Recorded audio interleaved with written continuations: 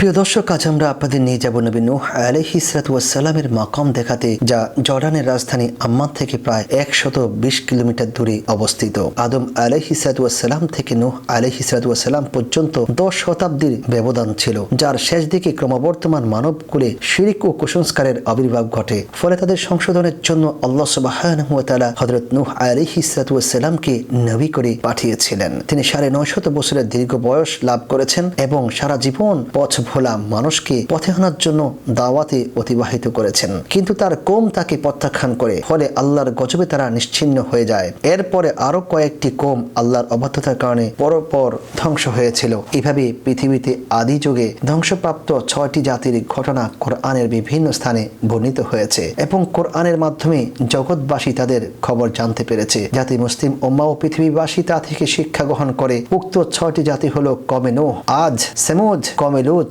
মাদিয়ান এবং কওমে ফেরাউন। অবশ্যই কোরআনে এই তালিকায় কওমে ইব্রাহিমের কথাও এসেছে, যা সূরা তাওবার 70 নম্বর আয়াতে আল্লাহ সুবহানাহু ওয়া তাআলা উল্লেখ করেছেন। যদিও তারা একত্রে ধ্বংস হয়নি, তবে ইব্রাহিমের ভাতিজা লূত আলাইহিস সালাতু ওয়াস সালামের কওম একত্রে ধ্বংস ও নিশ্চিহ্ন হয়েছিল। আমরা এখানে নূহ আলাইহিস সালাতু ওয়াস সালাম সম্পর্কে আজকে আপনাদের সামনে আলোচনা করব। হযরত নূহ আলাইহিস সালাতু ওয়াস সালাম আবুল বাশার আথ-থানি। নূহ আলাইহিস সালাতু ওয়াস সালাম ছিলেন পিতা আদম আলাইহিস সালাতু ওয়াস সালামের 10ম বা 8ম অধস্তন পুরুষ। তিনি ছিলেন দুনিয়াতে প্রথম রাসূল। নূহ আলাইহিস সালাতু ওয়াস সালামের 4 জন পুত্র ছিল, সাম, হাম, ইয়াফিস এবং ইয়াম অথবা কেনান। প্রথম 3 জন ঈমান আনেন, কিন্তু শেষোক্ত জন কাফের হয়ে প্লাবনে ডুবে মারা গিয়েছিল। নূহ আলাইহিস সালাতু ওয়াস সালামের দাওয়াতে তার কওমের হাতে গোনা মাত্র কয়েকজন ঈমানদার ব্যক্তি সাড়া দিয়েছিলেন এবং তারাই প্লাবনের সময় নৌকারোহণের মাধ্যমে নাজাত পেয়েছিলেন। ইমাম তিরমিজি রাহিমাহুল্লাহু তাআলা হযরত সামুরা রাদিয়াল্লাহু তাআলা আনহু প্রমুখ রাসূলুল্লাহ সাল্লাল্লাহু আলাইহি ওয়াসাল্লাম হতে সূরা সাফফাতের 77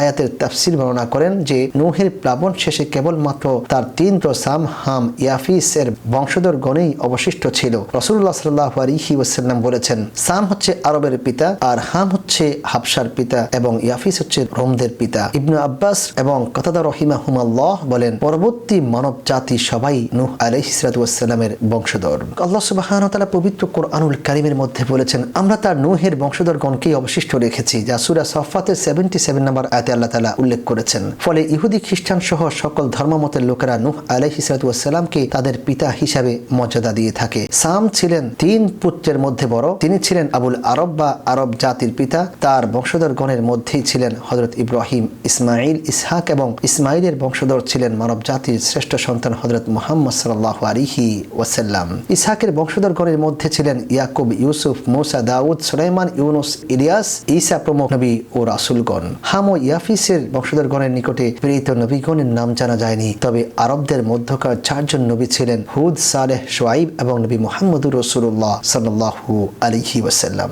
অধিকাংশ সাহাবীর মতে নূহ আলাইহিস সালাতু ওয়াস সালাম ছিলেন ইদ্রিস আলাইহিস সালাতু ওয়াস সালামের পূর্বেকার নবী। তিনি ছিলেন জগতের প্রথম রাসূল। ইবনে আব্বাস রাদিয়াল্লাহু তাআলা আনহু বলেন, তিনি 40 বছর বয়সে নবুয়ত প্রাপ্ত হন এবং মহাপ্লাবনের পর 60 বছর জীবিত ছিলেন। ফলে সুদীর্ঘকাল যাবৎ তিনি নবী হিসাবে শিরকে নিমজ্জিত হঠকারী কওমকে দাওয়াত দিয়েছিলেন। প্লাবনের পর তার সাথে নৌকারোহী মুমিন নরনারীদের মাধ্যমে পৃথিবীতে নতুনভাবে আবাদ শুরু হয় এবং তাদেরকে তিনি সত্যের পথে পরিচালিত করেন। এই কারণে তাকে মানব জাতির দ্বিতীয় পিতা বলা হয়ে থাকে। আদম আলাইহিস সালাতু ওয়াস সালাম 960 বছর বেঁচে ছিলেন এবং নূহ আলাইহিস সালাতু ওয়াস সালাম 950 বছর জীবন পেয়েছিলেন, যা সূরা আনকাবুতের 14 নম্বর আয়াতে আল্লাহ সুবহানাহু ওয়া তাআলা উল্লেখ করেছেন। উল্লেখ্য যে আদম ও নূহ আলাইহিস সালাতু ওয়াস সালামের দীর্ঘ বয়স আল্লাহর বিশেষ দান এবং তাদের মর্যাদা স্বরূপ। নূহ আলাইহিস সালাতু ওয়াস সালাম ইরাকের মোসেল নগরীতে শিয়া সম্প্রদায়ের সাথে বসবাস করতেন। তারা বাহ্যত সভ্য হলেও শিরকের অন্ধকারে নিমজ্জিত ছিল। তিনি তাদের হেদায়েতের জন্য প্রেরিত হয়েছিলেন। উল্লেখ্য যে হযরত নূহ আলাইহিস সালাতু ওয়াস সালাম সম্পর্কে পবিত্র কোরআনুল কারীমের মধ্যে 28টি সূরায় 81টি আয়াত বর্ণিত হয়েছে।